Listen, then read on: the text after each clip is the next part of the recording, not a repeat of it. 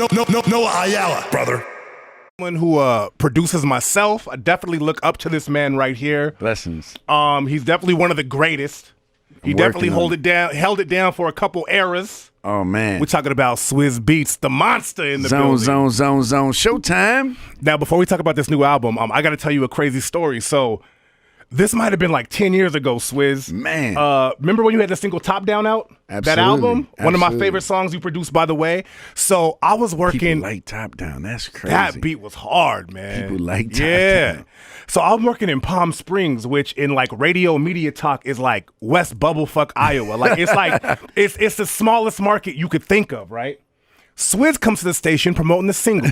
This one I'm a young producer on my grind, and this one we were still doing beat CDs. That's I crazy. gave you a beat CD with my name and some magic marker on it. That's crazy. You called me back that night, had one of the beats playing in the background, and told me keep up the good work. That.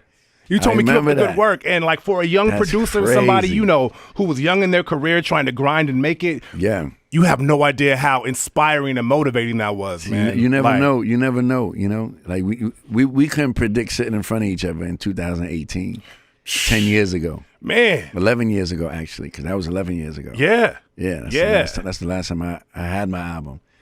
Woo. And now we back in 2018. So imagine what you sound like now. If I called you then and played something back on the phone, that's serious. Yeah, well, listen how you sound now because the evolution of your production has came a long way, man. Yeah. You really do that. You always did it, but you really do it now. Yeah, you grow into your sound. You know, you start to grow into your comfortability zone, and then you get your confidence up. Like a lot of what producing is confidence, and like a lot of people don't understand that when your confidence is low, your production is going to be low. Like, don't worry about don't even worry about selling the beat. Right. Worry about making something that's going to change the game and make history. And then once you get past that point, it could be up for sale if you choose to. You got to feel it first, so it got to be true to yourself. It got to be crazy to you first. What was that like? Like, you obviously came in the game, and was Rough Riders Anthem your first single out the gate? No. It was my first big single. Right. Like, as far as global. But before that, I did Band from TV, Tear the Roof Off. Oh, so you did Band from TV came out before Rough Riders Anthem? Yeah. Whew. Cam album, you know, with Cam's first album, did that. A couple other things running around there. So back then, was it you just on the Casio getting it cracking? I never used the Casio. See, so that was always just people just talking shit? That was just a myth. What did you use back then when you were making beats? I used an MP. Always, this whole time? Always, yeah, from the MP60 on up. Damn. Yeah, so Rough Riders Anthem, all that? Yeah. So why did everybody think you were rocking the Casio then? I don't know. I think I was on an M1 at that time. I was on a particular chord, but you know, they were so hot at me for being so hot that they was like, I got sued from Casio and all this stuff. I never got sued from anyone doing my music. But the reason why is because I used the preset for Down Bottom. Which is another one of my favorites right there, man. Yeah, but my thing was like, it's the preset. It's in there for a reason. It's in there, and I just was like, I want to flip it because it was like a sample to me, but... Swizz, you have no idea how much of a Rough Rider stan I was back there. I had the dog chain. I went to the Hard Knock Life tour, and it's past the statute of limitations. I stole like 5 Rough Rider shirts because I couldn't afford them because they were like $30 a piece. I would have did the same thing. So what happens? Rough Riders Anthem drops. I remember my high school went crazy. And honestly, I didn't realize until recently you only did one song and It's Dark and Hell is Hot. Yeah. But I think the song you did was so powerful, people just assumed you did the whole album. Yeah, well, I was supposed to do the whole album, but I had to finish school. Oh, because you were a teen still, right? Yeah. How did you even meet up as a teenager? How do you even meet DMX? Well, my uncle Y had DMX for a while already, and so I would go up back and forth from New York, and he was, you know, my uncles were getting out the streets and was transferring into the music industry. So they had certain artists, Harlem Nights, DMX, Parlay, then the Locks. So we had my uncle had probably about like 6 different artists, but the dog was always like, this is what we're gonna launch with. This is what we're gonna go with. And then I remember meeting DMX, and we had a hell of a summer. He writes about it in his book. Did you know at the time, as a teenager, that you were about to change the sound of hip hop? Yeah. Yeah? Yeah. Because there was something with just your beats and just X's voice over it. I knew he was going to change everything because we was disruptive. We wasn't accepted at first. People were scared of us. And anytime you got certain elements like that, and then you got the streets behind you, Yeah. and then it's authentic, and you know we wasn't looking at anything popular. And really, I think this is a testament for all artists and producers coming up. You got to remember back then, that was a shiny suit era when you guys came out. And it was shiny. Everybody had suits on. And then overnight, myself included, fuck that. We back to the streets. Let's go. You know what's good and bad about that? The good part is that we cut through that era. Right. Strong. And it was because of that era that people was like, wanting to pay attention to us because what we had was so disruptive and different. But the bad part about it is that Puff was the reason why we got the deal. Right? So Puff and my Uncle D so Puff was one of the reasons why we got the major deal. And then Puff was able to sign DMX, but you know, our DMX zone wasn't with that particular zone that Puff was on at that time. And then our records became threats to that particular movement. So it was like a weird thing. Yeah. And you know, it was too late by then, though. You guys already had the streets. Puff father and my grandfather's best friends growing up. You know what I'm saying? So it's like ill dynamics. That's crazy up in New York, like, man. Yeah. So hold on. I pulled up the list on Wikipedia, and then I want to talk about the new album because I'm excited for the new album. Jesus. But this list I pulled up from Wikipedia is basically, it's all the songs you produce, but in particular, these are just the singles. And it goes in order. So I just want people to kind of remember. Like, I got to jog people's memory. Because I be forgetting, too. Rough Riders Anthem, fire. Banned from TV, super fire. Tear the Roof Off, Busta Rhymes, fire. Jesus. This one, I got to know the story behind this one because this is one of my favorite songs of all time. Money Cash Hoes. Jeez. With the you know, the Money Cash Hoes beat got me a lot of heat because everybody wanted it. Nah, it just felt like I was showing off, and it felt like at that point I could literally just rub my hand across the keyboard, just do anything and make it a beat. Right. You was in that zone. You were in the producer zone, like. Yeah, but it was something about it that was just not right, but cool. Yeah, man. You know what I'm saying? It was just like when I made it, it was just like dun dun dun dun dun dun dun dun dun dun dun dun. I can hear it in my head right now, vibing with you. And for me, that's all I heard. I wasn't being sarcastic because I took my craft very serious, even still to this day. I wasn't like, oh, let me just throw out anything and see if they like it. I didn't care if anybody liked it at that point. You were just doing you. Yeah, and then Jay came in and was just like, yo, and then money can't. And then and you know, back then, especially if Jay co-signs it, that's when Jay, I felt like he was just like, he had the perfect ear for beats back. I mean, he still has a really good ear for production, don't get me wrong, but he was back then though, yeah, man. He was I was bugging the beats that he picked.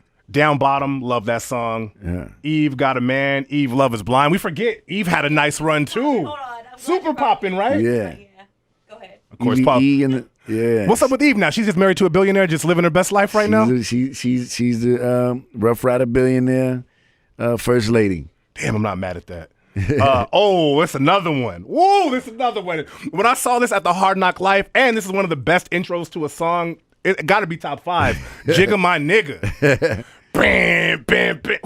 Yeah, lights out, Swizz. Jeez, that's In the Darkest Night, set off my gun for light. Come on, man. That song right there. When I did that track right there, you know, that track was supposed to say Jada. And